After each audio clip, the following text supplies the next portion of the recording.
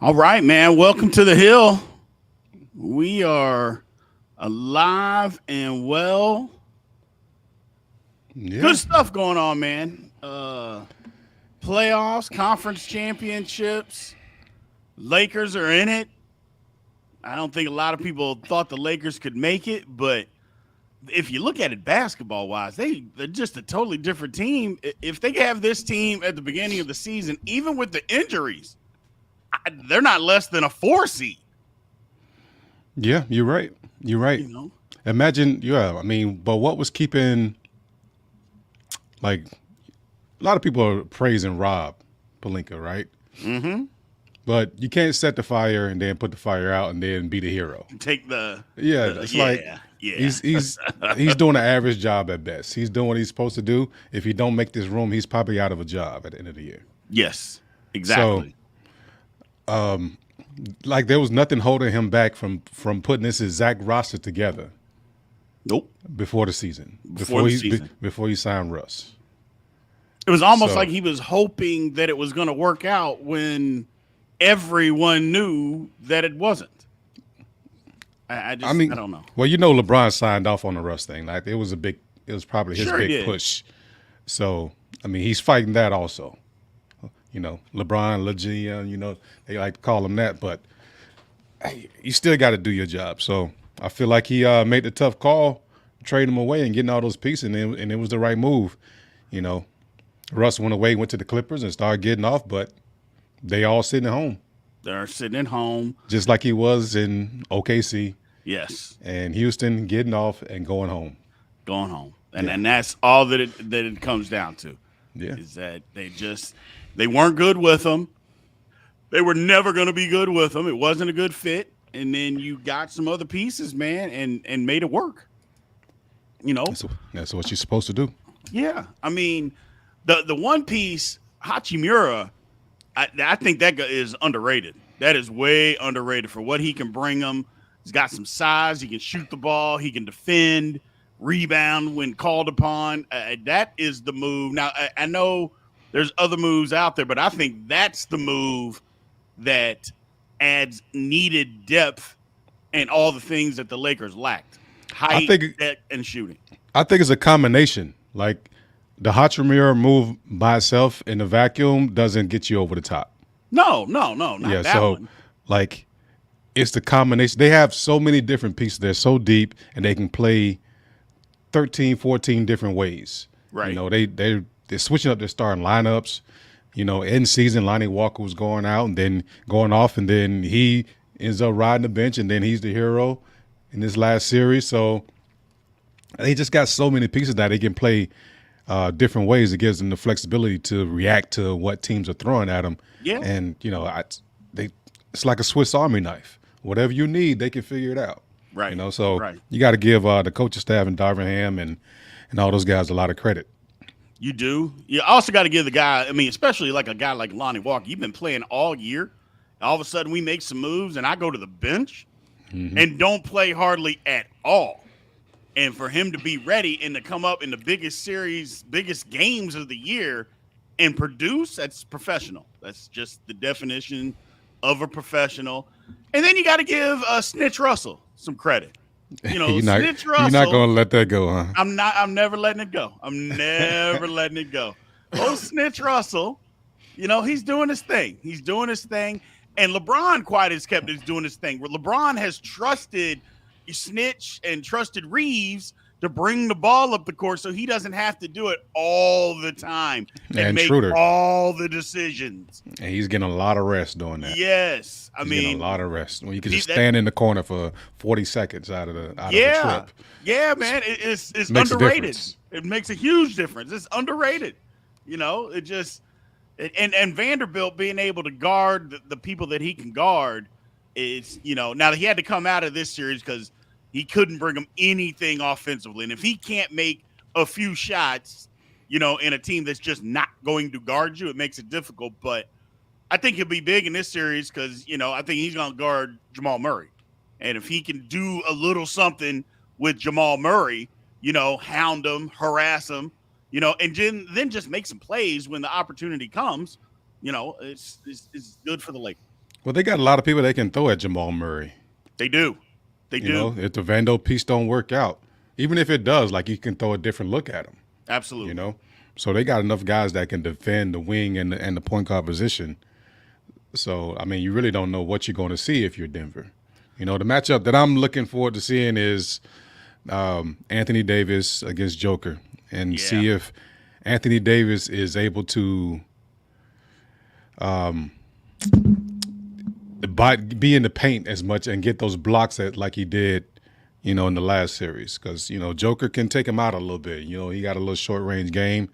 And to see, Joker is physical. He's not very athletic, but he's physical. So, I'm interested to see how that part plays out. Because, if he can take advantage of that, that's going to be the pivotal, thing in this series.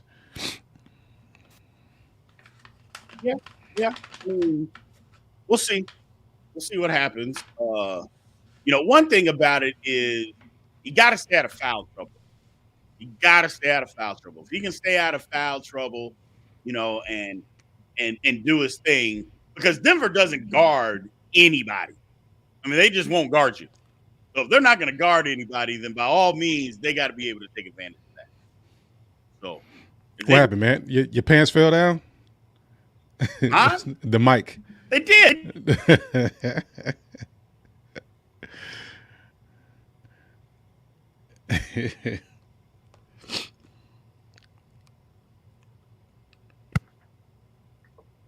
I got muted.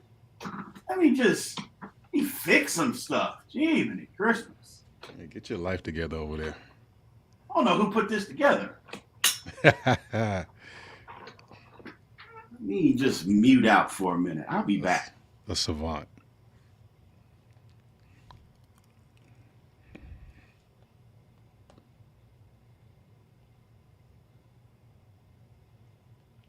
Aperture.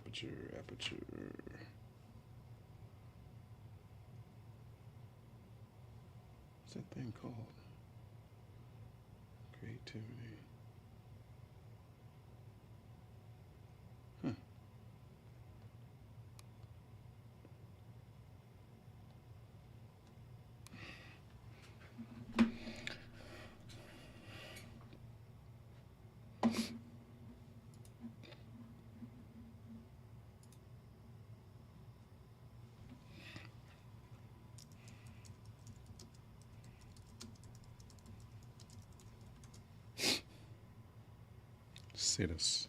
Citus.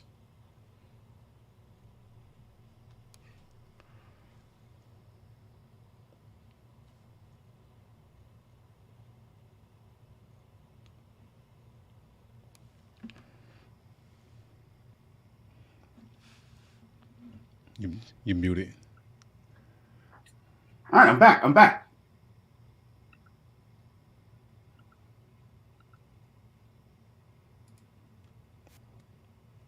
You got the right mic selected? Now we're back. There you go. Back and live. Put your pants back on.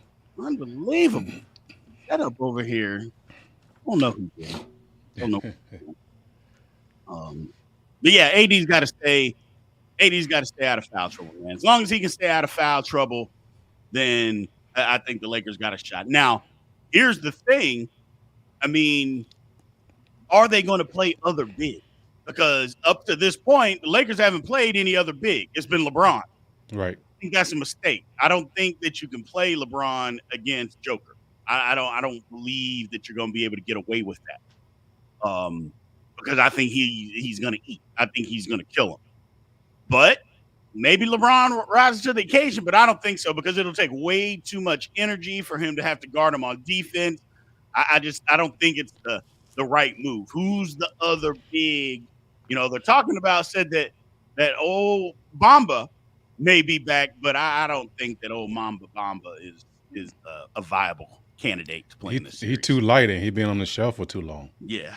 Because he doesn't get minutes ahead of what's his name, the dark skinned cat. Because Bamba hasn't been getting minutes, but Jesus, what is his name? Gabriel. There you go, Wendell Gabriel. Wendell Gabriel. So yeah, he's been in the game, even in garbage minutes. Gabriel's in the game. Bamba is not. Yes. So I don't know what's going on there because there are plenty of games. There are at least 3 games that Bamba could have got minutes. Bamba was hurt. He didn't. His ankle is hurt, so I don't think he's.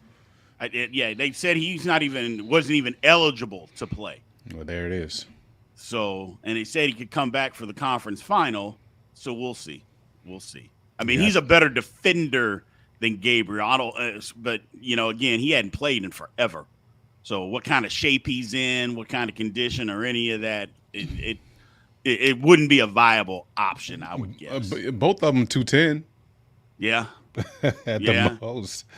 I mean, and Joker is a big boy, man. He's a big boy, and he doesn't get off the ground. That means he's always grounded. So any move he makes is coming off the ground. Yes, and he moves people, and he don't need to move you much to get his shot off that little hook, or that little floater. So that's why I think you keep Davis on him because Davis is long and he's athletic.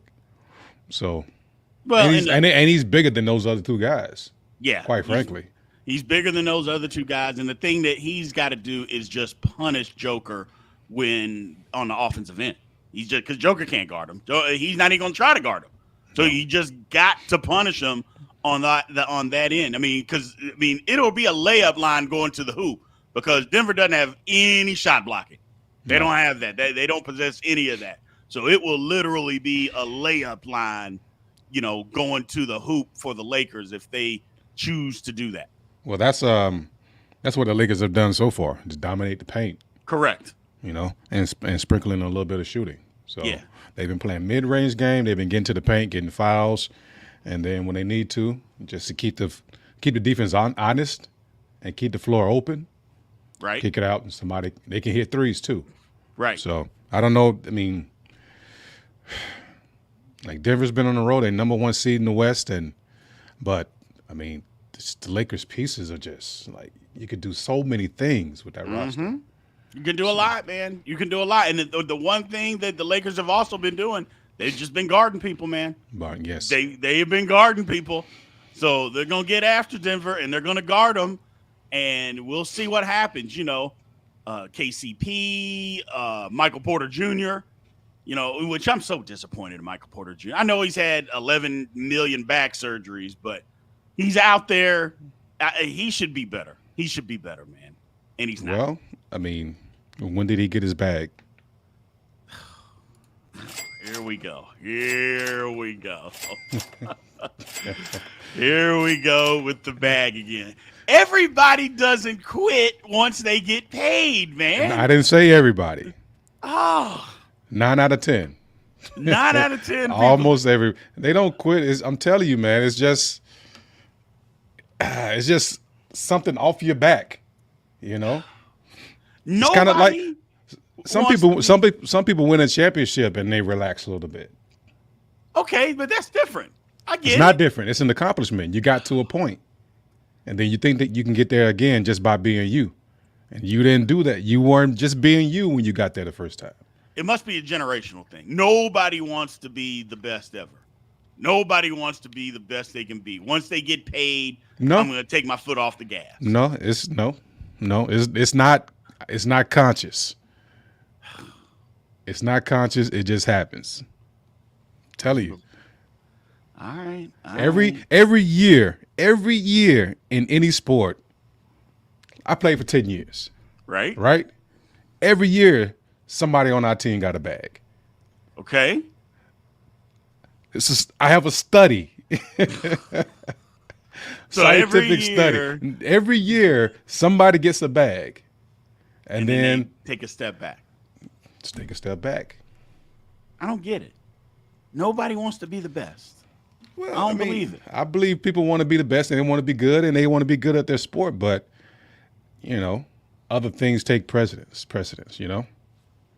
They get paid. You make a league minimum, then all of a sudden you get a bag, and then you can buy this and buy that. Then here come the girls because they saw you got that big check and you're a little distracted. Instead of going to the gym, you taking somebody to the restaurant. Instead of going to the gym in the morning, you out late in the club. You know what I'm saying? Like, you're not trying to be bad at basketball. Just other things take your time. And if you're not one of those guys, if you're not locked in, like, it don't matter what happens in LeBron's career, he's locked in. Right. Right. It's just even, like, no matter what's happening, what I win, when I don't win, how much money I have, what deals I'm in, what movies I'm shooting, what commercials I'm the same. Everybody's not like that. All right. I can. So Michael Porter, give him a year. Give him a year. Let him get through it, and then. All right. Either way, he should be better. Well, yeah, definitely should be. We'll see. We'll see. I do like Denver. I like them. I don't like them in the series, but I like what they got. I like what they put together, man. They got something. It's gonna be tough for the Lakers to win, but I do think the Lakers win in 6. I heard a lot of people say Lakers can win in 5. I don't know if they can win in 5, but I do think they can win in 6. I don't think they can win in 5 because they're not the home team. Yeah, they're not going to win 2 in a row, so I don't think they can win in 5, but I think they can win in 6. And that's what I'll take. Lakers in 6. So moving on, man, Miami and Boston. I'm so disappointed in the 76ers. I thought they were going to show up. I thought finally, this is the year. You got the MVP. You won all these games. You won game 5. We're going home. We're going home to win the series. And no, don't show up. And you can say, well, the game was close. Tatum played horrible for 3, 4. Almost the entire basketball game. He played terrible, and you still couldn't win that game. Come on, man. You talking about game 6? Yeah, game 6. Tatum played horrible. You're at home. You got all the momentum, and you give the game away. Part of that was coaching, but that's Doc Rivers being Doc Rivers. Here you go. But game 7, look, that wasn't Doc's fault. There were some sets that they didn't get into that they should have, but that wasn't Doc's fault. Look, Embiid and James Harden, just pathetic play, man. Just pathetic. And James Harden. That team has been together long enough that they've seen Jason Tatum not come with his A game plenty of times. Uh-huh. So they've seen it before. So it didn't take anybody off guard. I think that's the big difference. Like, if you have, and I don't think Tatum's the unquestioned alpha dog of that basketball team. Jaylen Brown, Marcus Smart? Jaylen Brown. Yeah. I think it's debatable because, at least if nothing, Jaylen Brown is somewhat consistent. Yeah. But that Boston Celtics team has seen Tatum struggle so often that they're prepared for him to struggle, and they know how to react. And so while you hate to see Tatum struggle like that, they don't really need him. They don't really need him. They have other pieces, and they know how to work around it. They did. That's just one of those teams that's been together for so long that they've seen everything. They've seen everything together. And that's with the coaching deficiency, because Mazzulla is horrible. Horrible. He has been in the way, and they still were able to figure it out. So, yeah, I was sad. I was going for the 76ers. But no, just pathetic play. James Harden, come on, man. He should be embarrassed. I know he's not. I know he's probably in Vegas as we speak right now, so he doesn't care. But I'm just like, man, this dude. It's not always where you can say a guy always comes up short. Every now and then they play big when they have to, and he has not. He has not. I mean, you can talk about game 1 and game 4. Hey, game 7 to go to the conference finals. Game 7, that's where it's at, and just always comes up short, man. I don't get it. And he got a bag a long time ago, so don't give me that bag bullshit. I ain't trying to hear it. He got a bag a long time ago. No, he's just not that guy. Well, he's consistent also. Like he's been this guy since day one. So I mean, even when he wasn't a star at OKC, you're right. When they made the finals, he came up short then too. Man. And honestly, I think a lot to do not only the stuff he does extracurricular activities, but also like I think it's stamina with him. Of course. I don't think he has the stamina to play that many games, run the show, and get deep in the playoffs and still have the energy to pull it off. Like I don't think he has the legs at that point. No. And he's not a guy that's a gym rat that's always in shape and taking care of his body. No, he's not. So, and you could tell by just looking at him. Anytime he shows up to a court, it's like, Yeah. So now he's getting older. He's not elevating on his jump shot. He's not elevating at the rim. And, the later you get in the season, the more he weighs down. They were built bad, too. I mean, you should have had they needed 2 other guys that could create. And they don't have that in Philly. They don't have that. I mean, you could say Maxey, but I don't think they give Maxey enough opportunity to kind of do the things that he needs They to did do. what they could, man. I don't know how many people outside of Philadelphia was expecting Philadelphia to beat Boston. You expecting Philadelphia to beat Boston? I expected it. I thought if Tell me more. any year they're going to do Embiid, I thought Embiid. Now, granted, and everybody's saying Embiid was hurt. He had a torn something in his knee. But dagnabbit, he was out there. I just thought Embiid was going to be the difference. I thought Harden would be Harden. I didn't think he'd have a choke job like this. I thought Maxey would do more. But they shrunk the bench, and that was always going to be the problem because Philly had 0 bench. 0. And they played to that. Like, they didn't have – you can't win in the playoffs like that, man. You just can't. No. You can't go deep in the playoffs when you have no production from your bench. It's just not going to happen. That's what happened. Boston was better. They won. Miami, we talked about it before. Miami was just better than the Knicks. I mean, they were just better. And not only that, the Knicks, their core guys were just bad.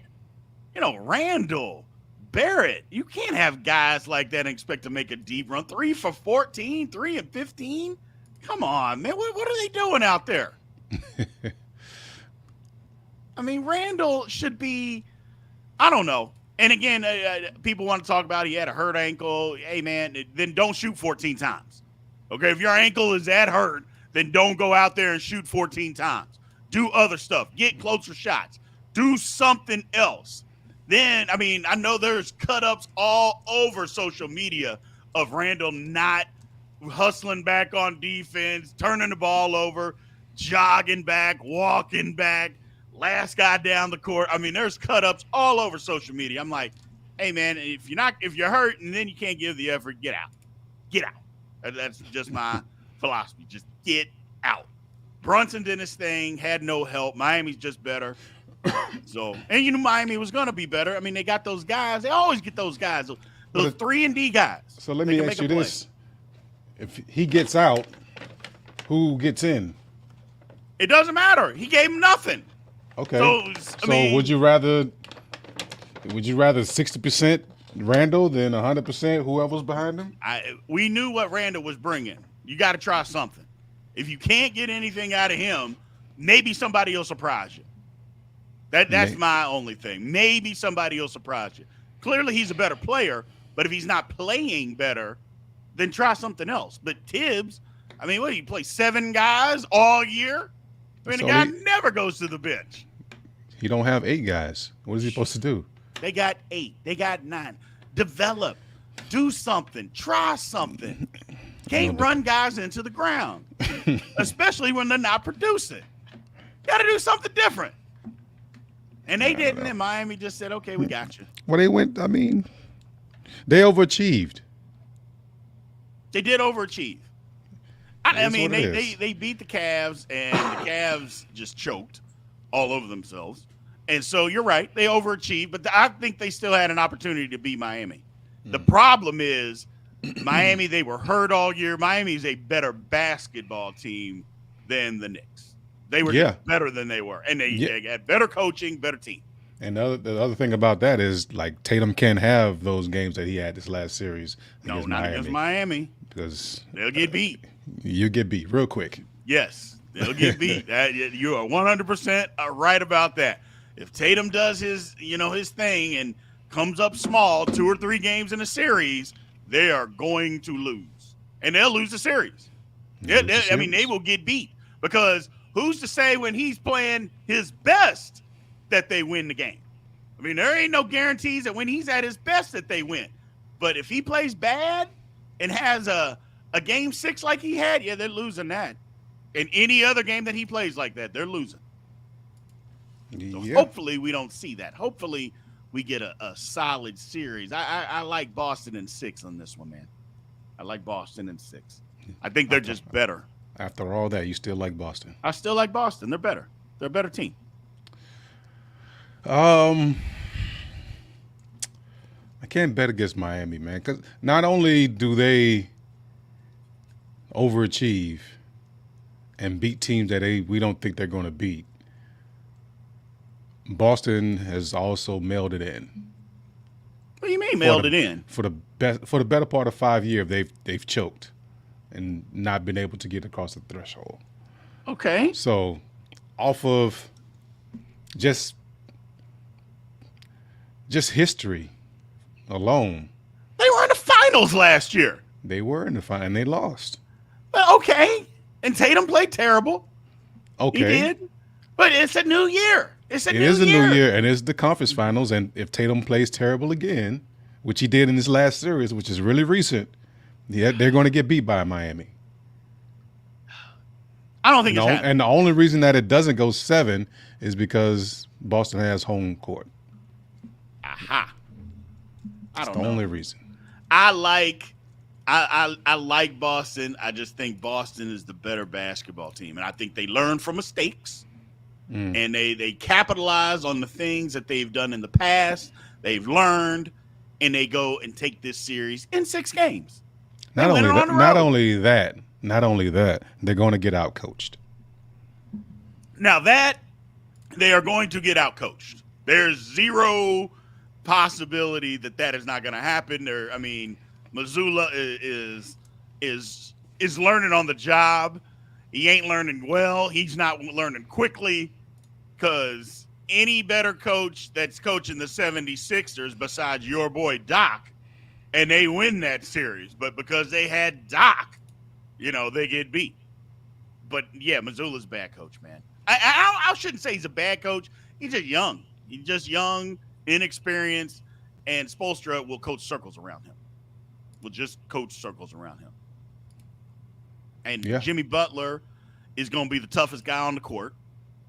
So when you got the toughest guy on the court, that's why Miami wins so much in the playoffs. When your toughest guy is your best guy, that doesn't happen that often. But your toughest guy is your best guy, you got some because everybody else just falls in line. And they're going to play tough right along with him. And smart. They tough, smart basketball. And if they can get their shooters back online, that's something that they haven't had in the postseason. No, they haven't. If they mess around and start clicking, it's gonna be quick. Is Hero coming back? I don't think he's coming back. Is he? I have no idea. What's up with Hero? He got a broken hand. Well, his shooting hand though. If it's his offhand, okay, let's get out there, tape it up, let's figure it out. But when it's your shooting hand, you can't really. You can tape it up, but you can't shoot up your shooting hand. That makes it difficult. It's especially if it's a bad break.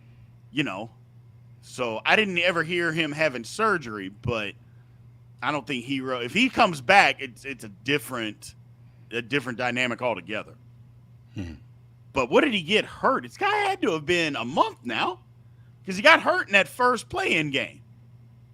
So it had to at least been a month. He got to be close to getting back, I would think, but maybe not, man. Maybe not.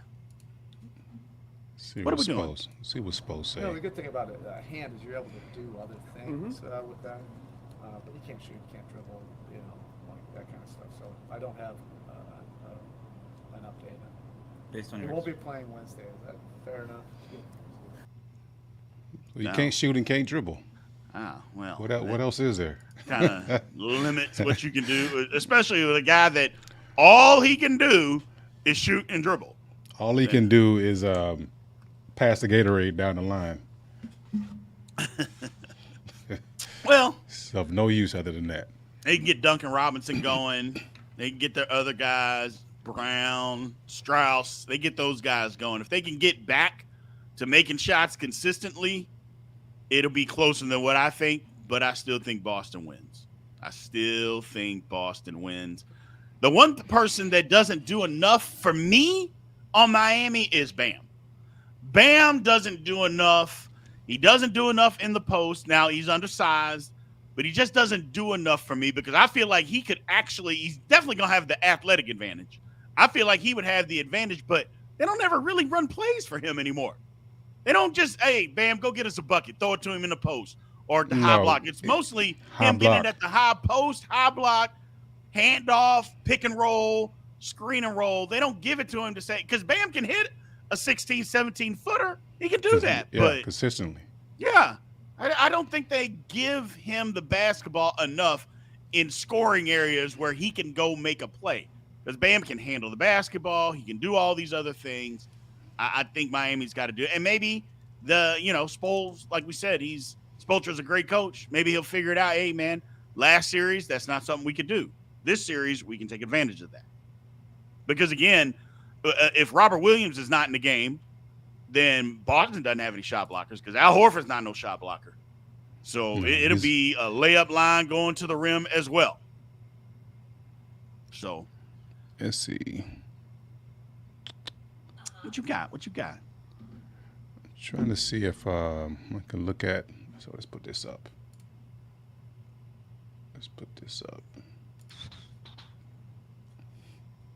Look at that Bam's numbers. Okay. Average 25 against Boston. That's a lot of shots. It's a lot of shots. So maybe things are going to change now that they're playing Boston. You're going to get the basketball and get some shots up. Because, and just realistically, he doesn't have anybody that can stop him. Al Horford is not going to be able to stop him at all.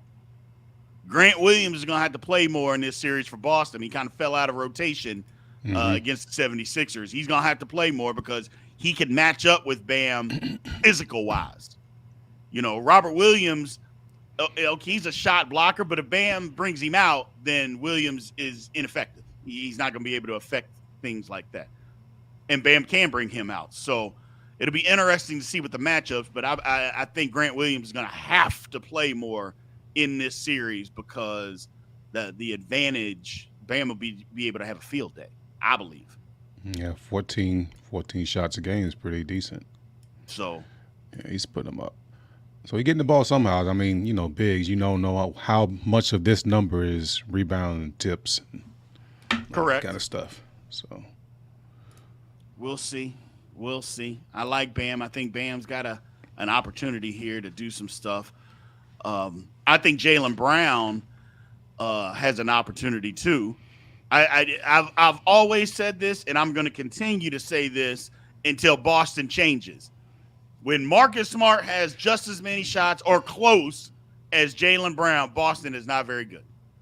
If that number is Jaylen Brown has 12 shots and Marcus Smart has 11 or 13, Brown needed more, Smart needed less. I'm not going to be able to understand why he gets as many shots as he does to take away from a guy like Brown. It doesn't make sense. Part of that's coaching, though. Part of that is coaching. So we'll see. We'll see. What we got here? Bam is very good. Horford will frustrate him. Horford's not going to frustrate Bam. He can't do anything with him athletically. Nothing. He's bigger than him. He is. But that's it. He's bigger than him. Bam is way more athletic, and I think he's stronger than him. And Bam is going to use the whole paint. Yes. He's just not a post guy. He's not going to be on the low block with his back to Horford. Nope. So he's going to be able to stretch him out a little bit. It'll make a difference. And he can get by him. He can get by him. He can get by him. I think he have a tougher time than he had against the Knicks. Oh, well, in the Knicks, I mean, old boy, I can't even remember his name. Who's the center for the Knicks? Robinson, bro. Robinson. Yeah, Robinson. We don't know your roster like that. Yeah, I mean, that's the thing is, nobody knows who he is. No, Robinson's pretty good. He's a good shot blocker, but the bottom line is that he gives you nothing offensively. So that's where the matchup at least comes in, is that Horford, if he's making shots. Now, if he's not making shots, then he's a liability out there. But if he's making some shots, he can at least press Miami on the other end. We got Lakers #1 fan in the building. Unbelievable.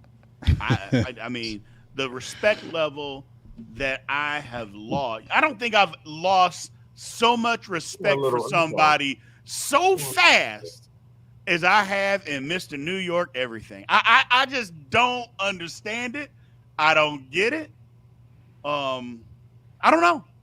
It's unspeakable what this man has done to his New York Knicks and how he has just turned his back on them so quick. I'm going to give you the floor. I'm going to let you explain why or how you have turned your back on the New York Knicks so quickly. Oh, how you guys doing today, man? We're doing fine. We're doing just fine.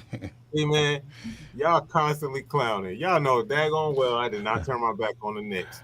Look, it's simple, man. I love basketball, and I'm not about to sit in this house and have nothing to do. So I gotta have a goal in mind. I gotta come down to my man cave and be like, I'm gonna root for somebody, and it ain't gonna be Denver.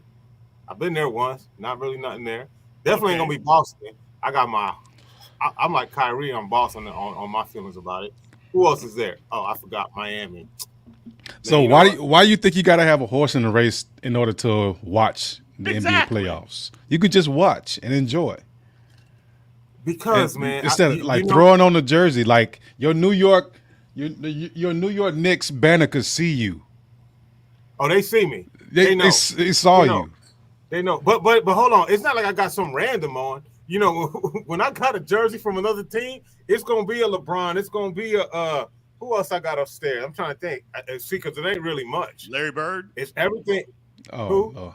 You got Larry Bird. No, you know what? I got a Shaq jersey. I got a Shaq Lakers jersey. Oh. And that's it. I mean, that's it. I don't really have nothing much. But, man, I got to have something to do, man. There's nothing else to do, bro. But don't ever hate on my Knicks, man. Don't ever hate. All right, let's circle back real quick. Bam. Bam is a very, very good player. Yes, he is. He is. What's the difference between Robinson and Al Horford? Al Horford can take him out and shoot the daggone ball. Robinson can't shoot the ball. Bam is playing. But Bam can guard you out there, though. Bam ain't guarding Al Horford.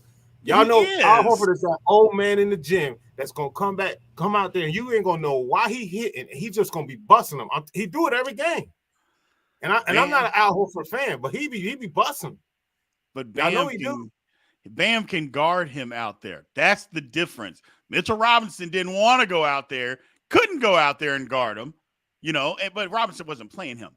But Bam will be able to go out there and guard him. Embiid didn't want to go out there and guard him.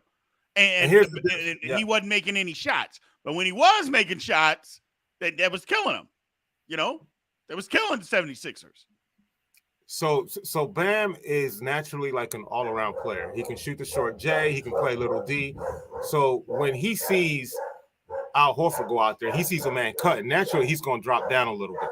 So what does that do for Al Horford? Leaves him wide open. And Al Horford is not the guy that's going to cross you up. This cat is going to move over to the other side of the court. And that's, if you notice, all Al Horford shots, they wide open. And you're like, why you keep leaving this man open? This man is just hitting. He's out there just playing 21, if you ask me sometimes.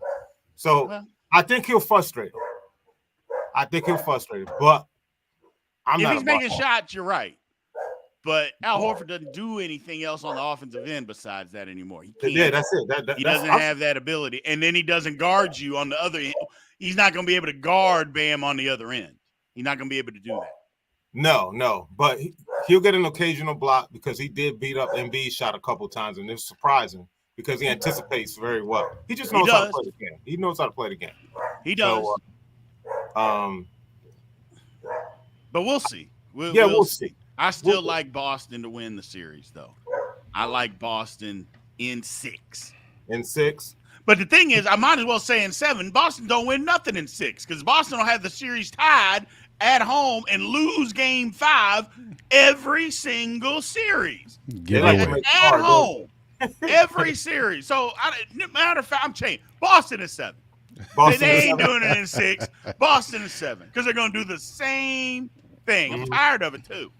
I 100% agree with you right there. They'll play around and then put themselves up against the wall, and then they got to do something miraculous like Tatum go for what? What did he go for, 51?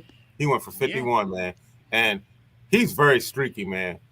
You guys think he's number 1? No. Yeah. That's what I'm talking about. He's on that same tier level as Embiid. Hold on. He is, man. Wait a minute. What are we doing here? What are we doing here? Attack mode. That's what Jason Tatum is 100% number 1. Let me tell you why I say he's not a number 1. Because it's debatable if he's a number 1 on his own team. It's not debatable. From night to night. From night to night, it is. No. JB. I don't know what we're doing. I don't know what we're doing here. Jason Tatum. We get into the truth. We get into the facts here. That's what we do. Okay, let's get into the facts. Jaylen Brown can't dribble with his left hand. Let's start there. No, that's not fact. But that is the truth. Let's just start there. Okay? He can't dribble with his left hand going to the hole. It's always a pull-up. Always, without question. It is a pull-up. You're right. Okay? Jason Tatum has everything in his bag. Now, does he show it every single night? We got to work on that. You know, we need to get in the gym. You're not a 1. But you are a number 1 option. He's the number. If he's the number 1, first of all, my argument is that arguably it's debatable that he's not the number 1 on his team because there's another player right next to him. Okay. Number 2, if Jaylen Brown was not there, Jason Tatum would be the number 1 by default because there is nobody else. By default? By default. Oh,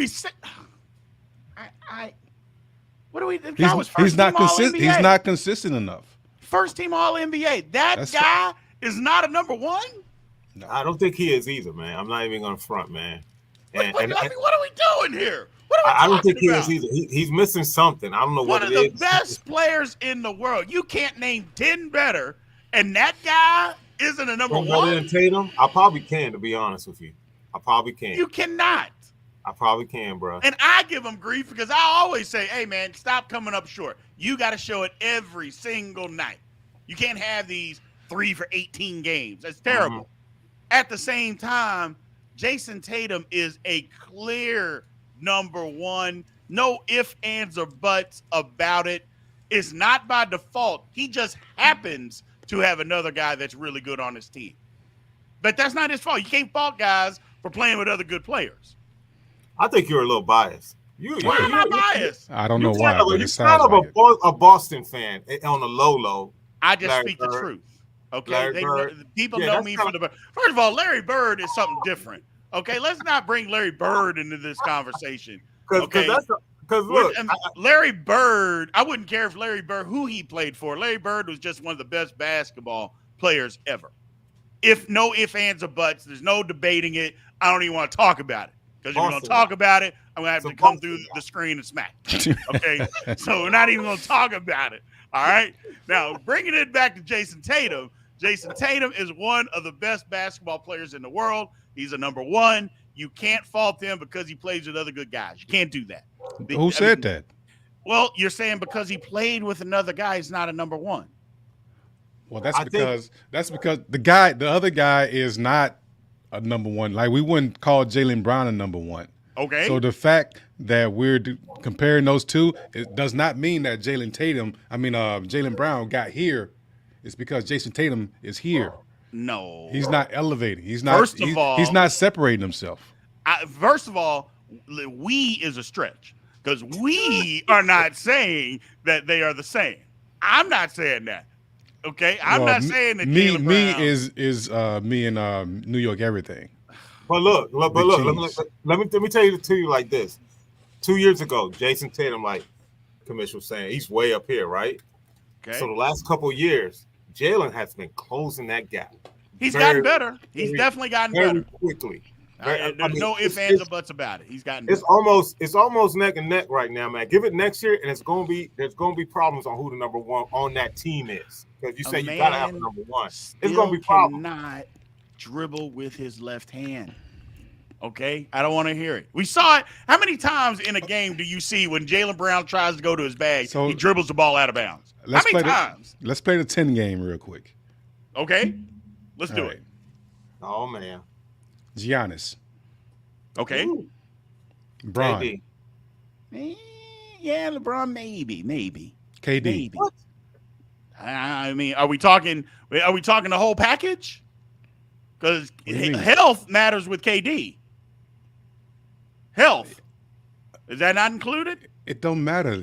I take KD hurt over Jason Tatum. Are you serious? Here we go. Steph.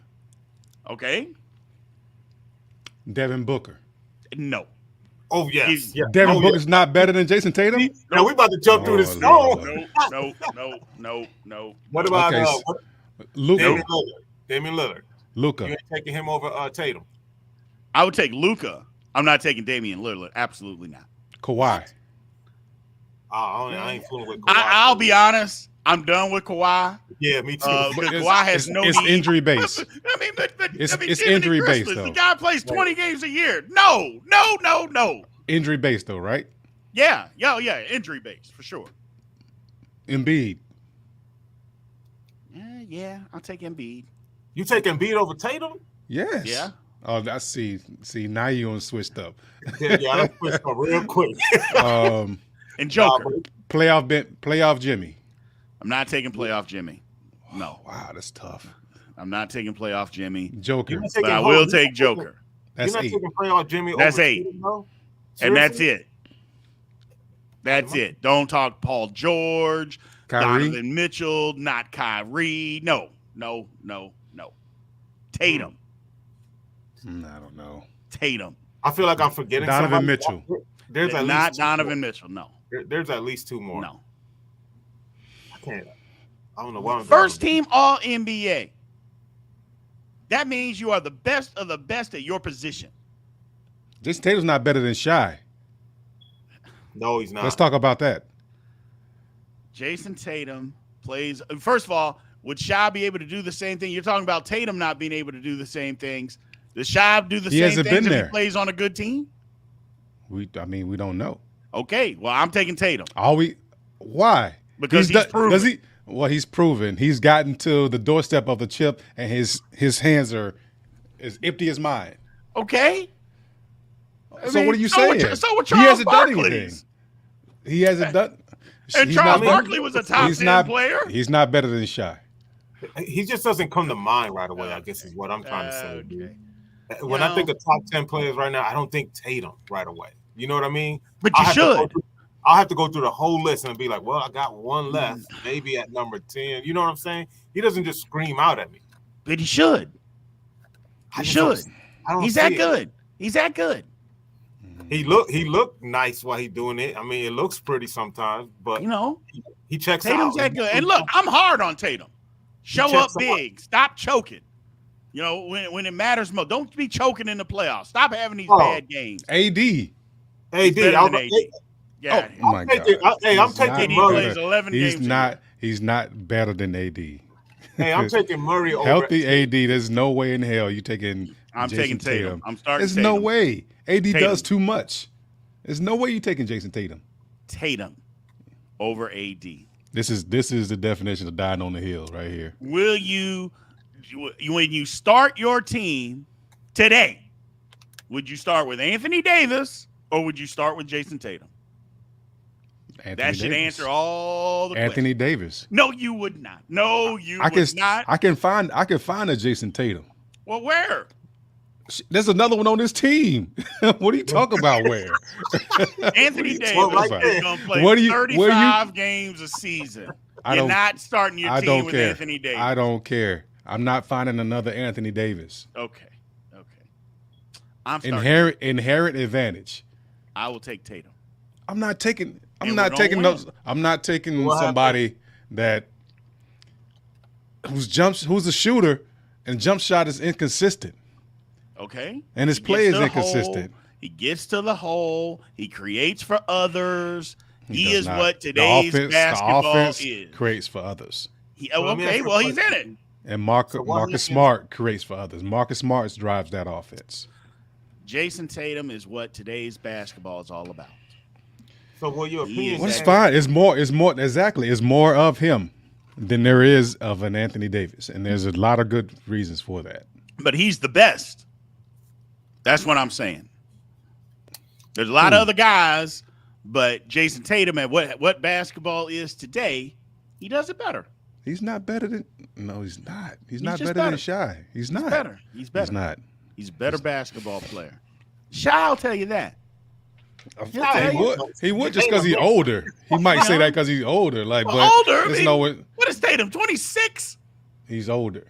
I mean, that's not. When Shai was in high school, he was watching Jason Tatum. I don't believe that. Hey, so what happens when Jason Tatum doesn't win it this year? So is he still a superstar in your eyes? Well, first of all, again, you should say again when he doesn't win it again. He doesn't win it again because that's going to be his knock. He's not going to win it. The thing about it, first of all, I think superstar gets thrown out loosely. Okay, when we're talking about you got Embiid up there, so I don't know. I mean, Embiid is a superstar. I mean, let's stop the nonsense, okay? Stop on and off the court. Yeah, the Embiid is a superstar. So, Embiid is a superstar. But there ain't that many superstars that are running around in the NBA these days. Okay, they throw around the word superstar too often. LeBron is a superstar for a reason, and even there's a reason. I don't know if you guys remember, it's like a year ago or maybe a year and a half ago. I forget what ESPN show, but they were talking about somebody had made a painting or like a picture, and it was like Superstar Club, VIP, whatever, and it had all the players in there, and it had like top level, third level, like VIP was like Brian and KD and somebody else, and then there was a middle section, and then there was a bottom section, and then there was a line out the door that people were waiting to get in the ropes, and they had Jason Tatum outside trying to get in. He wasn't even on a level. But he should. So that was the conversation. Somebody, and he's still there. Like, what has he done? It was other than that.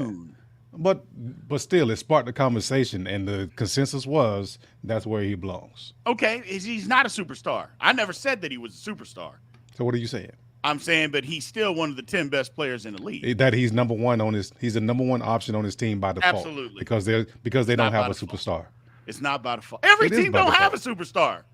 You're right. I know that.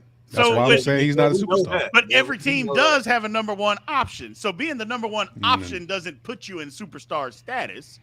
And he's not the number one by default because you put him on any other team, he would still be the number one.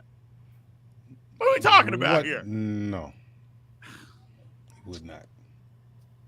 Okay. I see we're not going to get anywhere.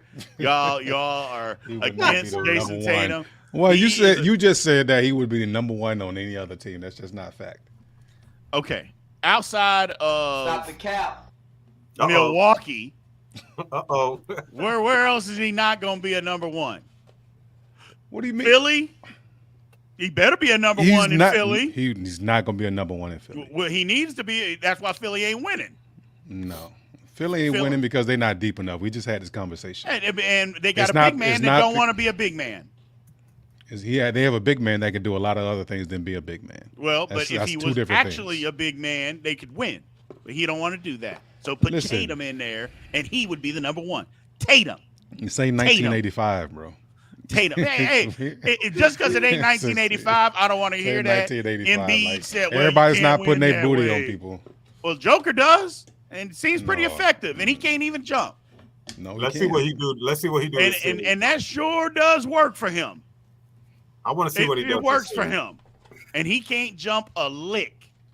A big man is still relevant in this NBA. I don't care what anybody says. Embiid needs to get on the block.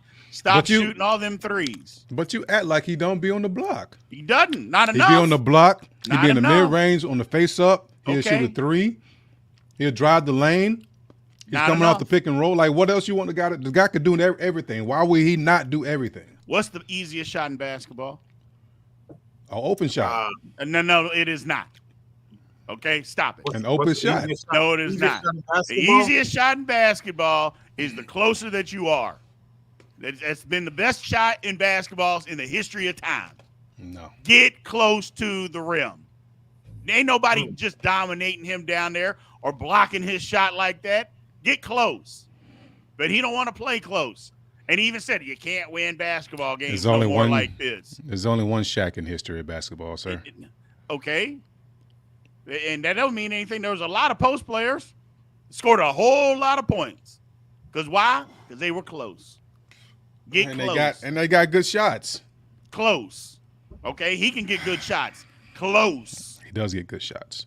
Okay? Well, make more. In a multitude of different ways. The bottom line is, Embiid, they would be better if he played inside more. Because the bottom line is he not the Jason Tatum would not be the number one on that team. That's the bottom line. That's how he got to Embiid. I think he would be. You're insane. I think he would be. Stop the He cap. would be. That's that. He would be. No, not only that, he definitely would be because they can't win the way they're playing right now. So you got to try something else. I mean, which is it? Like you saying it's Embiid. Then before you were saying they're not deep enough. They only play 7 deep. And then it's a coach. But now you want to put it all on Embiid because we're having a conversation 2 or 3 of Jason things Tatum. can't be true. So if they're true, they all in the pot and they all have an effect. So you can't sit there and be like, Jason Tatum's going to be the number one. I can't say that. Why? Because what they do don't work. Embiid don't want to play in the post. He said it. You can't win like that no more. Yeah, you can. Because the way that you're doing it ain't winning. So why don't you try something different, Embiid? Who's winning? No. Who's winning like that then since you can win like that? Well, he ain't winning. Who's the last team to win with a back to the basket? Well, don't nobody play with a back to the basket. Exactly. So how you know it worked? How do we know that it doesn't? Well, it hasn't. They don't even have that many good ones in the league. It hasn't worked. Well, no, I wouldn't say that it hasn't worked. Who in Golden State last year was a back to the basket even player that could score? They didn't have one. They didn't have one. And Golden State is a prime example why you can't play with a back to the basket post man 100% of the time. You gotta be able to do different things. But you're not gonna be able to match up. You're gonna be too small. You're gonna be too big, and you can't run with them.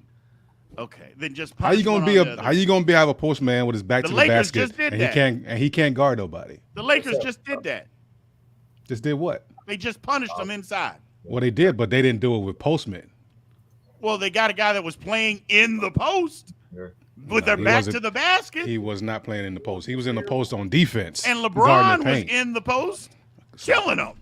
Stop it. LeBron was off the ball, and he was 32 feet off the rim behind the three-point line on the wing.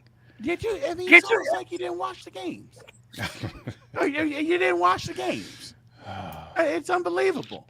Where's Deron Tyler when we need him? Where's he at? Where's Mr. LA? So he can just destroy this blasphemy. What is going on in here, people? I don't get it. Deron Tyler gonna get me a Laker jersey. Unbelievable. You got enough already. I do got enough. The Laker fan or the Knicks fans gonna take your Knick card away, man. No, man. You know they're what? Gonna take your New York card away. You know what came in? You know what came in yesterday, boy? I can't wait to put that thing on display. I got me a Charles Oakley, the 95-96 one, boy.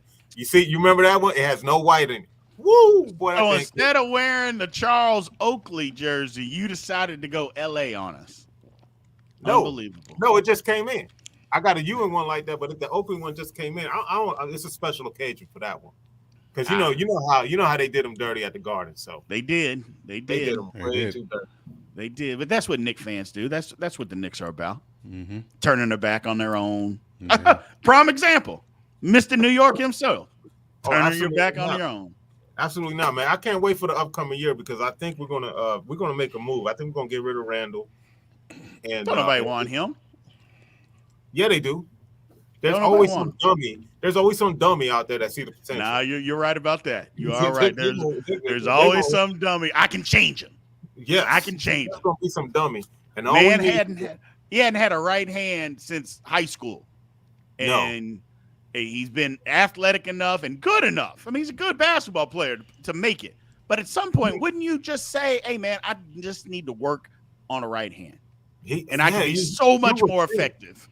You would think, Going to the commish point, he got his bag.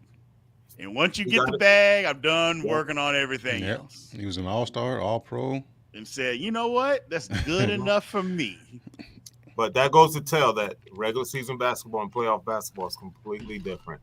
Those guys are basically just in I'm not going to say they're in chill mode, but they're trying to get to the playoffs.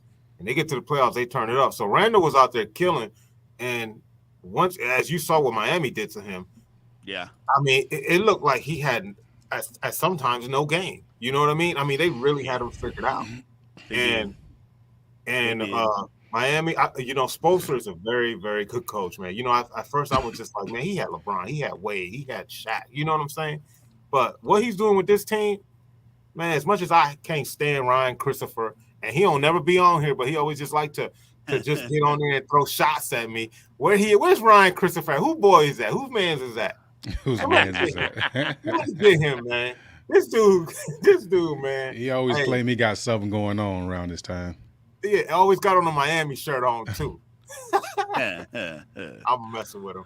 Well, let's stay with New York. Let's talk a little bit. So the word came out today that your man Saquon turned down $14 million a year. Now, we don't know if that's 100% true. I think that it is. If he's turning down $14 million a year, he just don't want to be in New York no more, because there is nobody going to pay him more than that. So what I think it is, and I didn't double check, but I think the deal was like $13 million with incentives up to $14 million. So so he's not gonna, I mean, even he feels 13. A little disrespect. He feels a little. I think he should get more, because you know why? Not because I think, and I told you guys before, I think the league is undervaluing these running backs. But you're going to go ahead and pay Christian McCaffrey, what he getting, like 15, 16 million? Mm-hmm. That's ridiculous. That is absolutely ridiculous. He's not even an every down back. You know what I mean? He is. Yeah, so he is. He's not. That little frail brother, he's not going to make it. He's not going to make it, man. He's already made it. What do you mean? He's already made it. How many good seasons did he have at Carolina? Maybe 1.5. He's been hurt a lot too. No, it was more than that, bro. It was more than that. McCaffrey can go. McCaffrey can go. And he has not had the same kind of injuries that Saquon has had. So, well, sometimes sometimes that I mean, he tore that ACL, but he's not looking like he's lost anything. No, he's back. I mean, he's back now. I'll give him credit. But he is not getting no 15, 14, 13 million. They're not doing that, man. They don't do that with running backs no more, bro. It's just not going to happen. Not going to happen. Yeah, it's very unfortunate, man, because if you let that guy go, man, first of all, whoever gets him, he's going to run angry, and New York's just going to go all the way downhill. That's just going to happen. But I think Mr. Schoen needs to go ahead and figure out and get that man his money somehow. I don't care if he gives him and I don't know the business as well as others might. I don't care if he gives him an upfront bonus, not to take any hits or whatever, but he got to get that man way more money than he gives McCaffrey, because that's what Saquon is looking at. He's looking at the other people that are getting the money, and he's saying, why not me? He's doing just like the QBs are out there doing. The QBs are getting a contract, and then the next guy is saying, well, he's got $80 million. I want 81. So different position, though. Saquon, but you know what though? they changed the precedence on how important the running back is. So Saquon is making sure that they understand how valuable a running back is to every team. And I think running backs are getting undervalued. You should never have thing, though. Just think Daniel about this. I get what you're saying. You're right, and you're right about that. You're right 100%. Daniel Jones, too much money, $40 million a year. What? Come on, man. What are we doing? What? But Daniel would have sold for 35 and give Saquon his money. But you're right. But what would you rather have as a Giants fan? Would you rather have just Saquon taking $15 a year, or two other guys, possibly even three other guys that are going to make just as many plays on Sunday? Because that's what you could get. You could get a running back. You could get another receiver. You could get an offense or defensive lineman. You could get all of those things. And again, I'm not saying you're going to have a running back as good as him, but you're going to have a running back. I mean, there's running backs all over the place that can make plays in the National Football League. So what would you rather have, that and a receiver?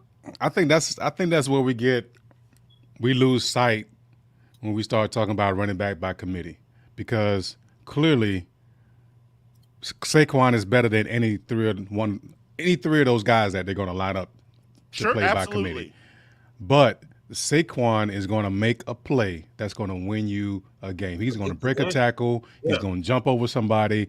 And you can't say that one of those three guys that aren't good enough to start on their own are going to make those kind of spectacular plays where they break a play and they break a game wide open. Saquon could do that at any given time. All he needs is a sliver. So if you have a special running back like that, give me him. Give me him, because it's going to make my job as a coach easier. You put your best players out there. Like if you try to go running back by committee, then you're inserting yourself as a coach a little bit too much and thinking that my scheme is going to win the game. No, players win the game. You put your best players in the game, and when they make plays, they get all the credit. You just put them in position. That's just how it goes. So I was never a fan of like running back by committee when you have a number one. When you have somebody that's the best running back on the team, don't rest him. Put him in the game. Like any given moment, he's going to break it. Put him like in the Brian game. Brian Westbrook, he was a part of a three-headed monster when before I got there, like early in his career. When they gave him the reins, I mean, he was breaking games open left and right. And we were just winning games based off of what he did. You know, so, and he wasn't doing that when he was part of a three-headed monster with who was it? Deuce Staley and Buckhalter, Correll Buckhalter. Mm-hmm. They were playing all three. Y'all of those had guys. some horses right there, though. Yeah. You ain't gonna lie. But when Brian got the load, he won us games. So. Okay, I mean, and that's true. All of that is true. But at $15 million, teams are just not going to do that. They're not going to give a running back. You're not trying to win $15 again. You're just trying to push the puck. Yeah, you're not trying to win. You're not trying to win. Well, and here's my thing, and I've been saying this, and all of that is right, because everybody is mad at Atlanta for taking Bijan Robinson at 8. And my thinking was, I don't know that I would necessarily do it, but I can at least see the plan because they got a good running game. And if you believe, just like you said, if he's that guy, then go draft him and run the football, because he can do all those things and go be that guy. So I can see the plan if that's the route, especially when you got a young quarterback too. His best friend's going to be a running game, so I can see that plan. The problem in New York is you just gave your quarterback $40 million, and they're not going to give this man $15 million. And you may be right. They're not trying to win. And maybe they're not trying to win. I don't know. Because they're not paying no receiver either. But then you're throwing a mixed signal because you just paid Daniel Jones all that money. Yeah. You know what? For 15 touchdowns. Right. For Yeah. 15 touchdowns. For 15 touchdowns. Daniel Jones not win you. $40 Daniel Jones a stopgap at best. He's not going to win you any games. And they're basing it off the playoff game, because I'll give him credit. He won him that playoff game this year. He played extremely well. But again, 15 touchdowns cannot equal $40 million. It just, especially with horrible play the previous 3 years.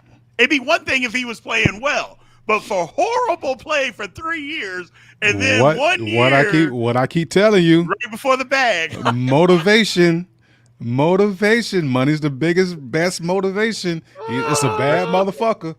But he wasn't you know even what? bad. 15 touchdowns is not even bad. It's not like, is that what he maxed out?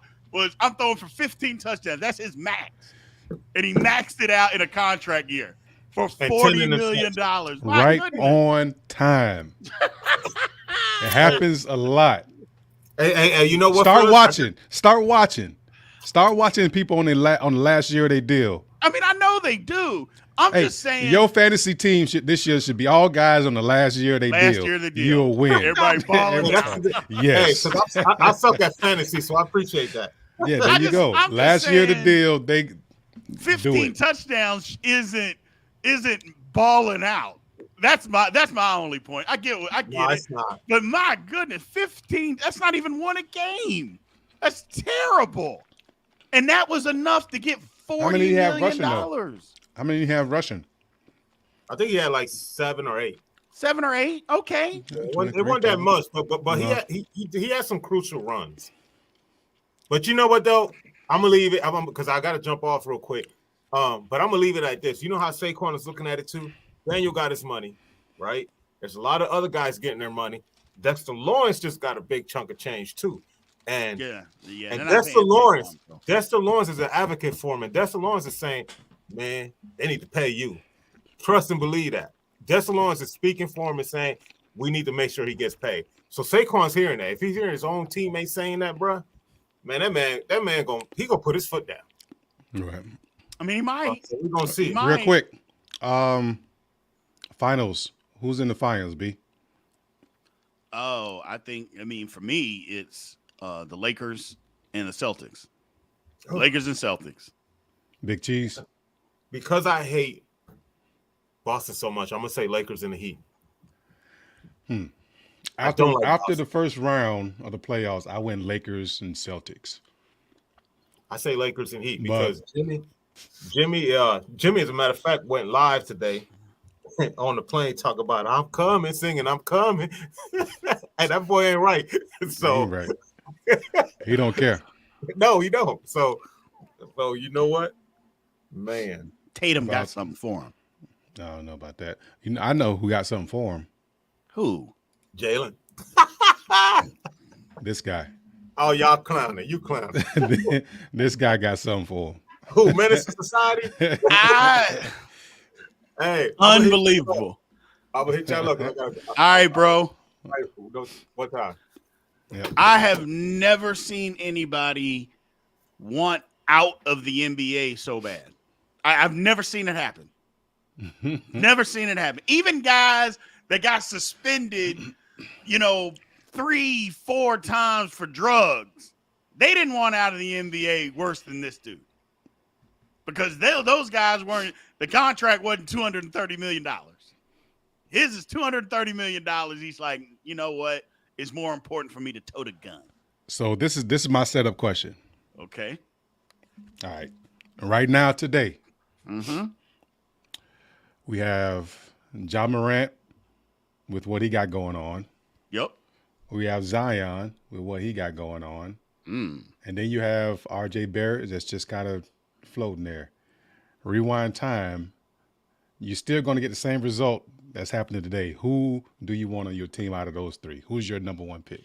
Well, it's still not going to be R.J. Barrett because R.J. Barrett still hasn't done enough to impact winning. Right. So it's not going to be him. I mean, if I know and everything is equal, Ja has at least impacted winning more than either one of them.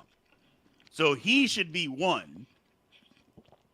I mean, then I say RJ and then Zion. But you know how I feel about Zion. I don't want to hear. I think Zion's a bust. I think his injury. I know how you feel about injuries, period. Yeah, I just, I don't blame guys for getting hurt. I don't blame you for getting hurt.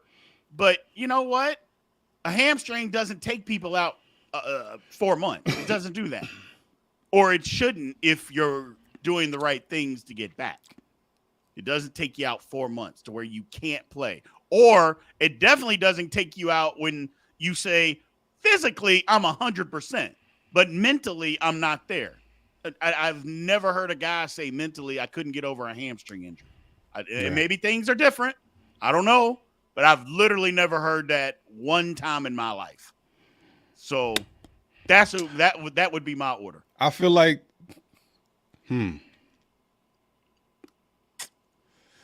See, with me,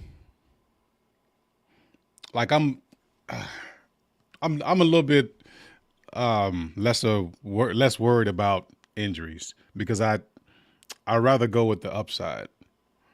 So, because sometimes all you need is even it's the weirdest thing. Sometimes you just need a change of scenery and the injury bug just disappears. That hasn't been the case for AD. No, he was hurt in New Orleans and he's been hurt in Lakers. He's on a good streak right now, so just knock on wood to hope that keeps going. But I don't know. It's tight because the thing with Ja, there's no way. There's no way. He's too young, and there's no way that he can be this stupid for too much longer. At some point, you would thought it would have been the last time, but the NBA and people, he leave on his own fruition for 8 games. The team do the punishment so they can measure it just how they wanted to measure it. So exactly. Who goes to rehab for 6 days? He didn't even go that long. Did he even go? Is my question. Yeah. Did you even go? I don't. I've never been, and I don't know. But I don't they don't have a 6-day program. What did you go do? Did they even let you in? Rehab? What was the rehab for? What was the rehab? That's what I'm saying. What did you go for? Did you just go and get an evaluation? They were like, no, he's not crazy. I mean, was it just, okay, I went for breathing? Or, and if it was a drug rehab, which a lot of people think, you ain't getting healed in no 48 hours. No, sir. So what was rehab for? Well, they worked with me on my breathing so I could deal with some anxiety things. Well, and maybe this is me, I don't know, but I don't believe there's a whole lot more of anxiety that would come up than somebody or anybody walking around with a gun. That's got to be a lot of anxiety. I'm assuming. So if we're dealing with talking about real anxiety, and either you have to walk around with the gun or you choose to walk around with the gun, that's a lot of anxiety in itself. How about just not have it? Maybe we start there. Why do you feel like you need to walk around with the gun all the time? Or should you just hire security? I don't feel like it's a need. I feel like it's a want. Absolutely. It's more of a accessory. He doesn't feel like he's in danger. He's around too many people. And they probably, every single last one of them got a gun. They do. Everywhere he go, he rolls deep. When he got into it at the shoe store, at the mall, he showed up on the dude with 9 people. When he got into it with the guy playing basketball, the little kid playing basketball, the 17-year-old, they jumped him. It's he's in numbers. He's not scared. It can't be. It's just a want. At this point, it's an accessory, just like his necklaces or his hair or his earrings or what he wearing, his shoes. And I got this too. I don't know, man. It just, at some point, he's got to realize that the man. I hear what you're saying. I can go deeper with it. Is who does he have in his corner? Because his dad wants to be his best friend and wants to be a celebrity. So you can't lean on him for advice because he is way too busy trying to be a celebrity.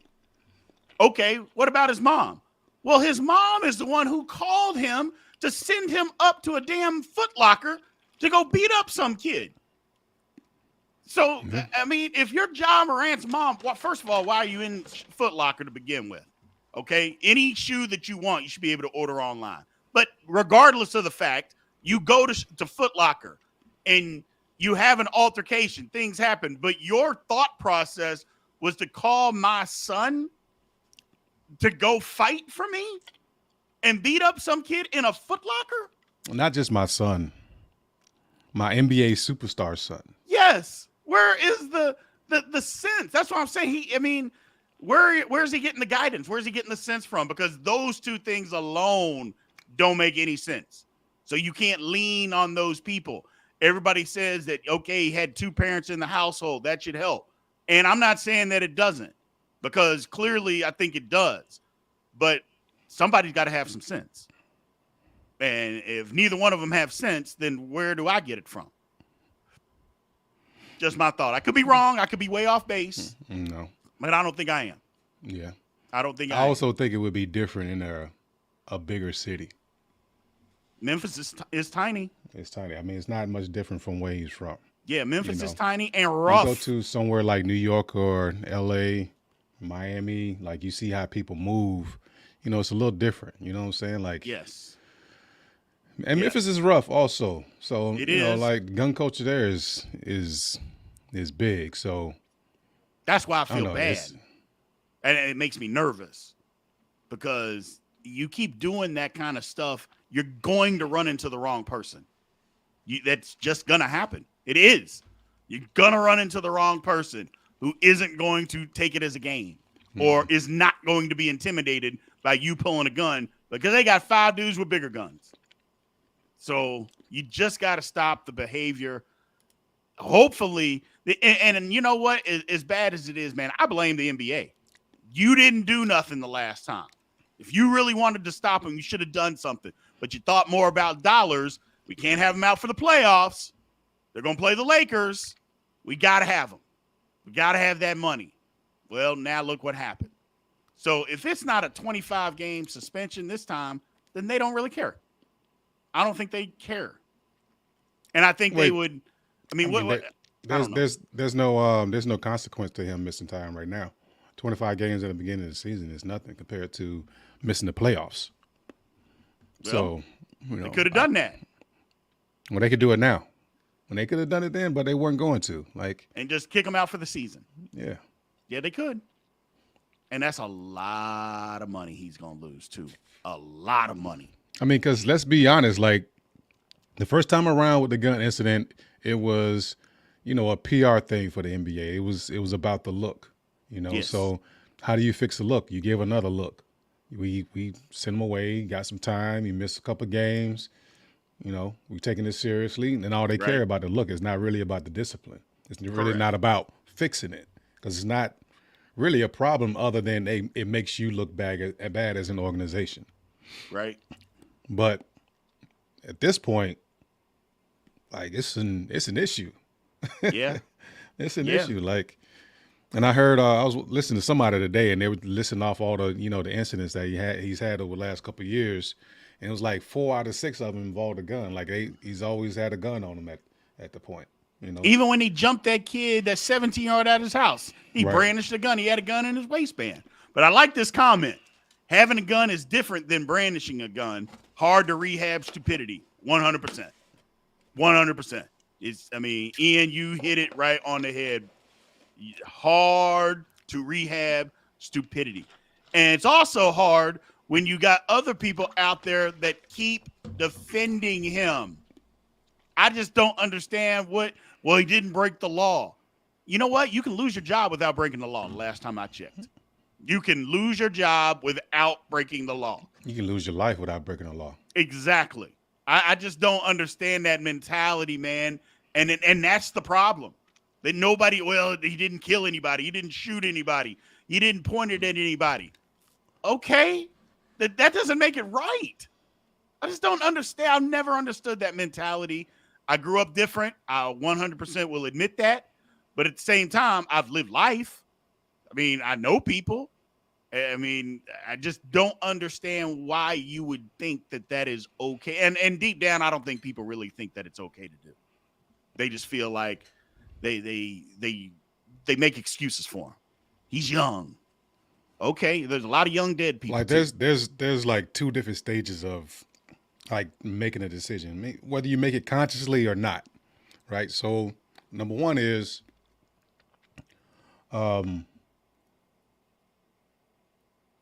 this is like people grow up, like you said, people grow up differently. So something that he might do that's normal from like where he's from and normal from where you're from, you're not going to make that decision because it's just not what you do.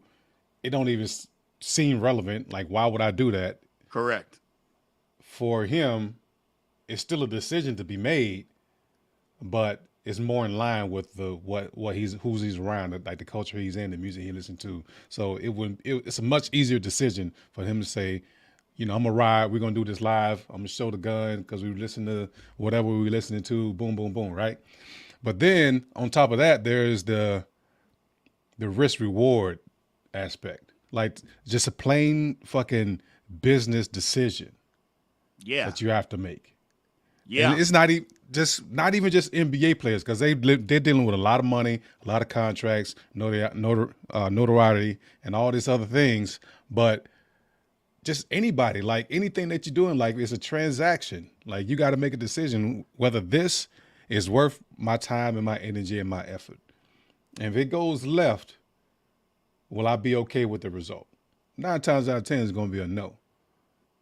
It should be a no. It should be a no, And that's just for anybody. But for somebody elevated like him and to be in the position that he's in, with the God-given talents that he has, with the amount of work that he's put in, like, it's your whole life. That's your whole life that can go left and it'll be gone tomorrow. Mm-hmm. One thing go wrong, it'll be gone tomorrow. Mm-hmm. So, I don't know, man. It's just, like you said, man, it's stupidity. Like if you can, cause I know he's not stupid, but he's making stupid decisions and not thinking these things fully through. And it's just not fucking worth it. Like at the end of the day, it's not worth it. You can still be, wear your diamond teeth and your diamonds and go to strip clubs and do all that. You can do all of that. Mm-hmm. Just stay off the live. Yeah. And it wasn't even, and here's the thing, especially this time, his boy tried to stop it. I mean, he took it down immediately. Right.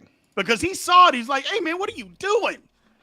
And it's just, and then I know a lot of people say, well, man, you listen to the music. There's a lot of people that listen to the same thing that wouldn't be doing the things that he's doing. Mm-mm. There's a lot of people that do that. I don't give that the time of day because stupid is stupid. I don't care what music you listen to. I don't care. I just don't care. So we got another comment here. He need to miss the entire season. Yeah. You got to know there's serious consequences for those actions, let alone you didn't learn from the last incident or you don't respect authority. And that's the biggest part. Don't respect authority.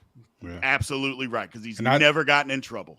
Well, that and also, but remember, I forget what incident it was, but they had something happening. Then Steven Adams got up in front of the team, tried to take control, talk to the guys, say we got to tighten up and do these certain things. And the same night, Ja's in the club. Yes. The very same night. That's right. Absolutely right. Authority, OGs, nobody. Dad, mom. That just showed me like he don't listen to nobody. He doesn't listen. Well, look here, man. I know people that have fathers, didn't have fathers. Fathers were in and out. If your dad is around and he won't put his foot in your ass, that's a problem. When he knows better. Well, I don't care what he's doing. When your dad is around and he sees you messing up and he doesn't put his foot in your ass, that's a problem. And that is why he doesn't respect authority. Because his dad is too busy trying to be his best friend. And I didn't see this coming. Like when Ja was coming up in the lottery and they were, following his family around and telling his story and his dad and mom were still around and his dad was always coaching them, the courts in the backyard and all the kids in the neighborhood came and played. Like who saw this? Nobody. Who saw this coming? Nobody. Like how does it go from that to this? And it's not like, a lot of times guys go to college and they get wrapped up in the city that they go to college in. Murray State is in the middle of nowhere in Kentucky. So it's not like he went to some big city and changed when he went to college. That's not what happened. Murray State is literally in the middle in Murray, Kentucky. You could ask 100 people right now where Murray, Kentucky is. 99.9% of them wouldn't have any idea where it is. Well, the thing that changed is his fame changed him. Well, it happened quick. It was quick. Like, he went from not being noticed, having to go to Murray State, balling out, showing out an NCAA tournament, drafted number 1, instant hit in the NBA, high-profile dunks, shoe deal, money. Like, that happened in, like, the span of a year and a half, 2 years. It did. So that'll do it, too. But I know somebody that I used to live with in college that didn't have any money, and he ended up getting money, and he didn't run around with a gun all the time. I'm transactional, man. Okay? I'm just saying. I know somebody who did that. You know somebody who did that. It's all, I'm just saying, man, there's a lot of reasons that we could go into it, that we could go back and forth. I'm just still with the mom and dad. Your dad's around. First of all, there's people in this world that would give anything to have a father around. And then when you do, and your dad won't do what he's supposed to do, I just find it irreprehensible. I just think it's despicable that you'd rather be a best friend and a star than to look at your son and smack him in the face, literally, and say, "What the hell are you doing?" No, it's perplexing, man. Like from his backstory and then from his family unit structure, and like I don't get it. Yeah. Why can't this be fixed? I don't know, man. Internally. I don't know. I don't know. It's weird, man. It's weird. It's playing out in the open. And he knows it's playing out in the open. It's just this desire to be seen. Social media, man, it's crazy. Like, crazy stuff happened before, 2000s, 90s, 80s, like, but nobody knew. Nobody knew. Like, some of the stories when I was in New Orleans and we were talking in the defensive line room, the coaches and the players, like, he would tell us stories of some of the stuff he got into. It was wild. It was a whole movie. Right. A whole fucking movie. But, you're not going to you're not going to take a video camera back then, take it with you, record you doing all that, and then go just put it out there and go show everybody. Right. That's basically what they're doing right now. That's exactly what they're doing. But it's happening right now. It's live. In real time. In real fucking time. Like, I don't get it, man. It's weird, though. Because let's just say his entourage is 10 deep. I don't know how many it is. Don't really care. But let's just say it's 10. Let's shorten it. Let's say it's 5 deep of real entourage. Isn't there one of them that can say, "Ja, stop. What are you doing? You don't have to be like this." He's got to be willing to miss it to get kicked out. He got to be willing to risk it all. That's right. Got to be willing to get kicked out because that'll happen. But he'll get brought back in. But he's got to be willing to get kicked out to say, "Hey, man, enough is enough. You're not like us.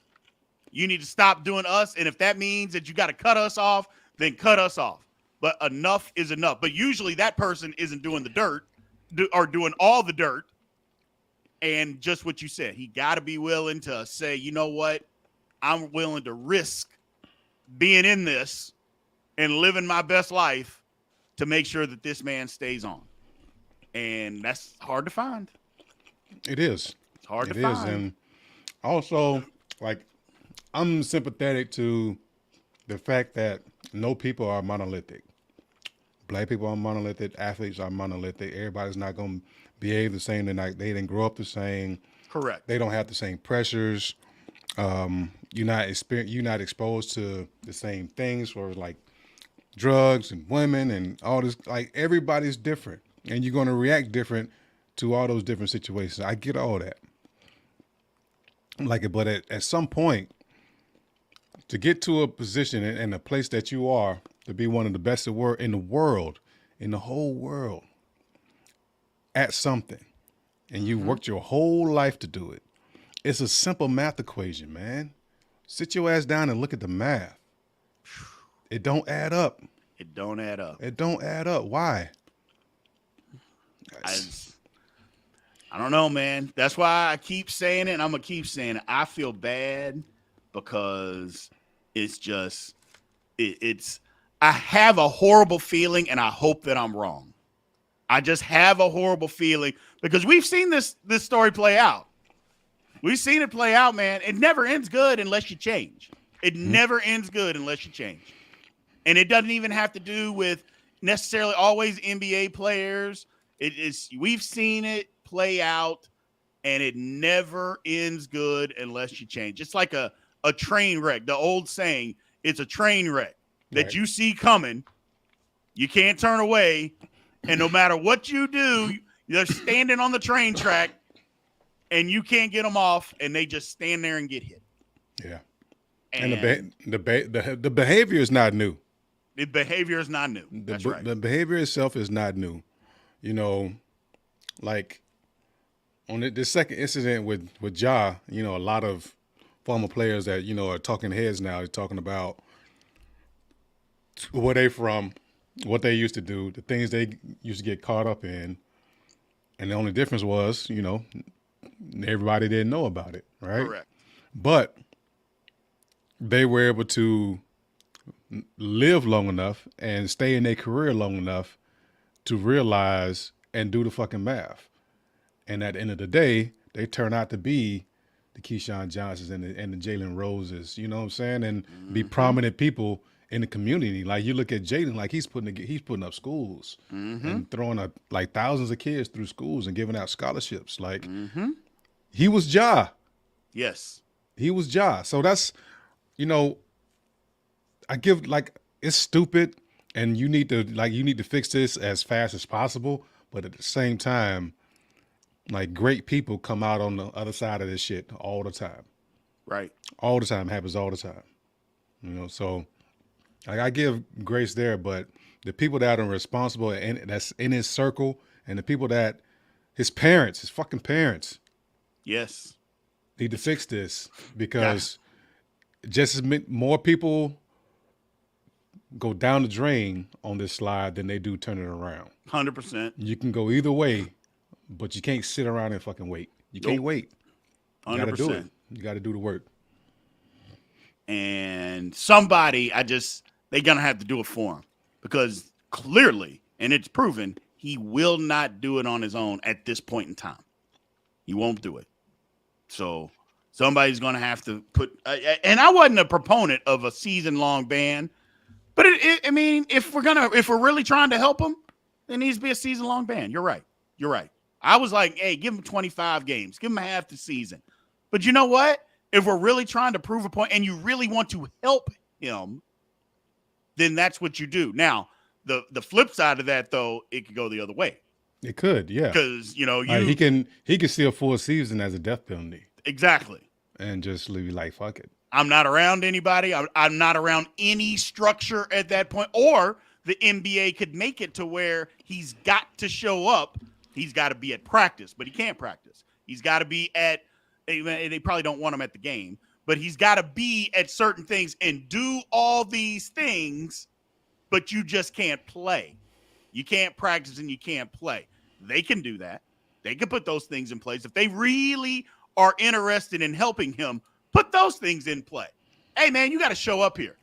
You know what? You got to be at the commissioner's office. You got to check in once a month.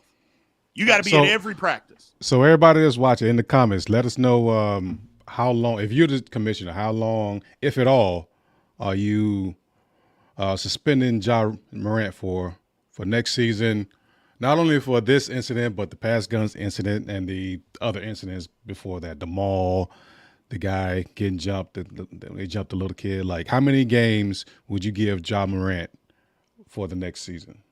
Whole season, 25 games, 10 games. What's that looking like?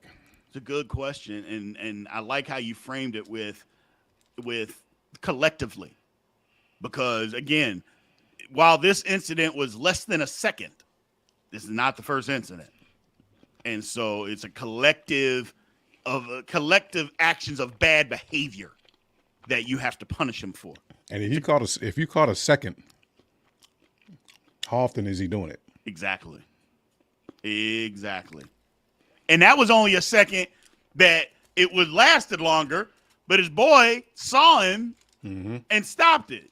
Right. So that was just what you said. How often is he doing it? You know, how many times? For how long? Who knows? I don't know. 1 year, but don't isolate him. That's what I was saying. I like that. He needs to be around the team. Let him feel what he's missing. 100%. That is exactly what I'm saying. Make him show up to practice. Even if you want to make him show up to the game and he got to sit up in the stands, put him in the stands and say, you got to show up. You got to be here. Well, you know, you got to be in meetings. You got to be at everything to be a part of the team, but you cannot play. Well, at least he's holding it right. But he's pointing it at his head. I think. Well, I don't know what he's doing there, but the one thing that a lot of people have said, I mean, don't get me wrong, I have my own protection, but I don't tote the gun all the time. But people say, man, he don't respect a gun, and that's his problem. Like, he doesn't even respect them. That's the first thing that I think get you hurt. It's like, if you don't respect the gun, it usually comes back to bite you. Yeah, that bite hurt too. Yes, it does. I'm like, man, you got to at least respect guns. When I say he was holding it right, like, at least he don't have his finger in the guard. That's true. No, he don't. So he don't. That's kind of the first thing I look for, like, how you holding it. Like, doesn't have it in there, which means it's probably loaded, and he knew probably it. Loaded. Yeah.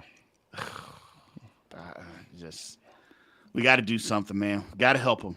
But how many games, Dank? How many games you gonna give him? It's interesting. 82. Woo. Whole season. But you know what? I'm glad people, like, because if somebody was going to be in here defending him, we were going to have to go at it. I'm glad people are like, no, we're not defending nothing. 82 games. Make him learn a lesson. But I think that is helping him. It is. So.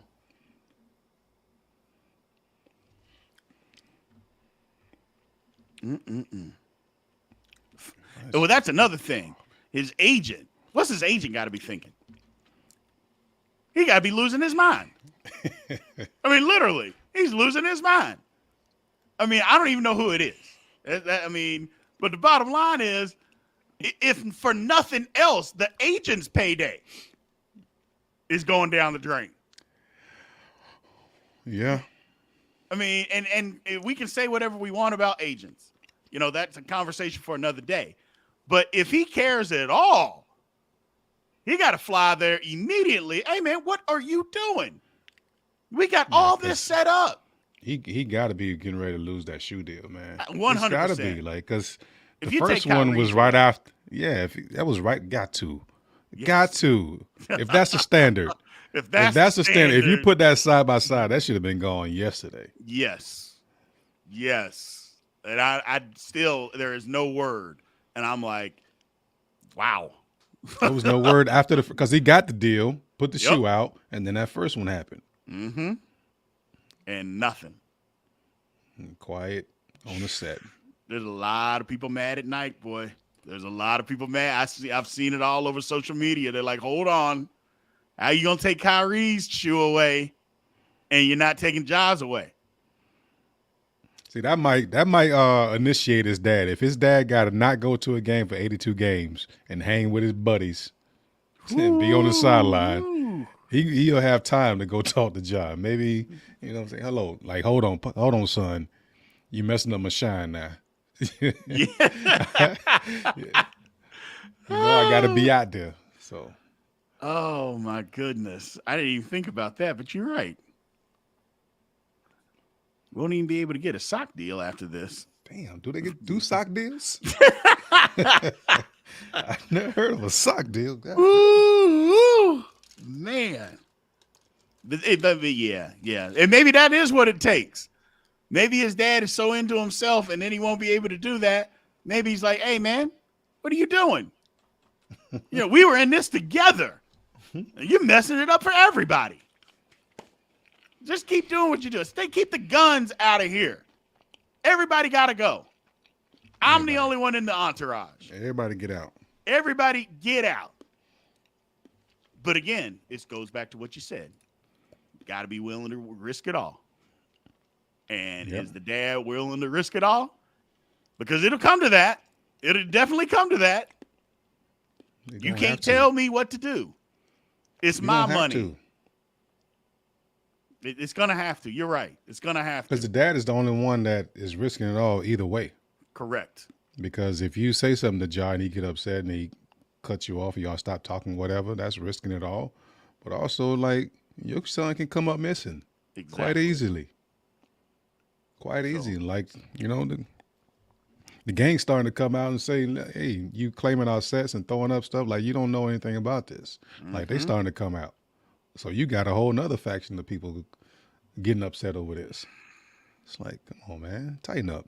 Tighten the fuck up. Jeez. Damn. It's frustrating, man. It's frustrating.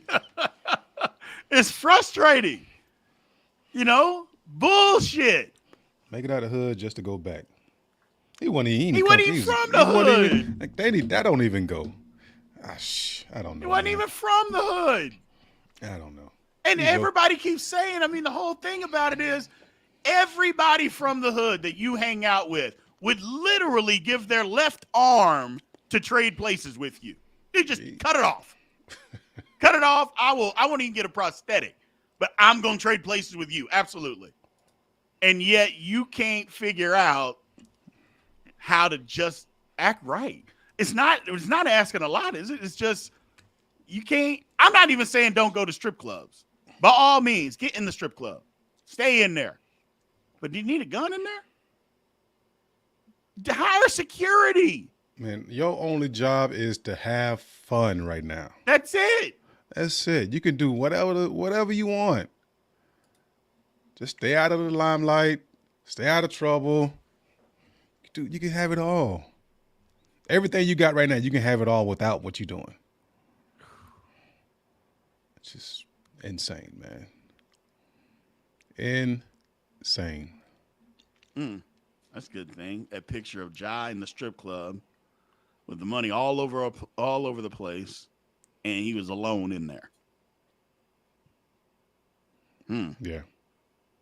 And that should tell you something. The pick he was alone, but I think the gun that he had was some security guy that he had, right? I don't know. I think it was. First of all, it wasn't. First of all, it was in Denver. So it was in Denver, right? So there was a whole thing about did he transfer? Like, did he take a gun on the plane? Right. So it turned out to be somebody that was there. But if the security guard gave up his gun, I hire you for security, and you give me a gun, and let me play with it. Let me play with your gun. Unbelievable. You are the world's worst security guard. You are literally the world's worst at security. My God. How do you even got a job? Oh. I don't know, man. I don't know. Hopefully it works out for the brother because, like I said, he's young, he's dumb, but we all been young and dumb. But there's consequences. I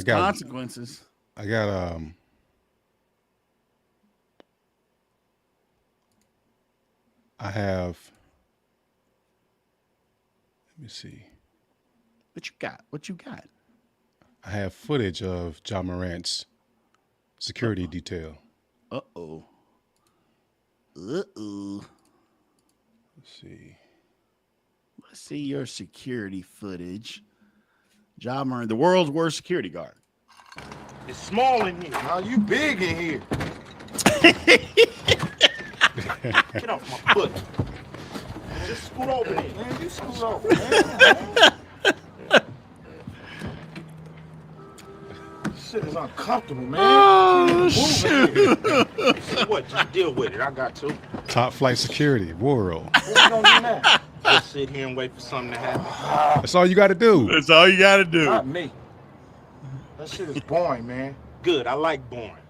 Easy money for us. I hope don't nothing happen all day. We can just sit here and watch these females shop till they drop. Matter of fact, watch out. Ain't this a bitch? I'm waiting on some action to jump off in here. You heard what Mr. Molly said. We top flight security of the world, Craig.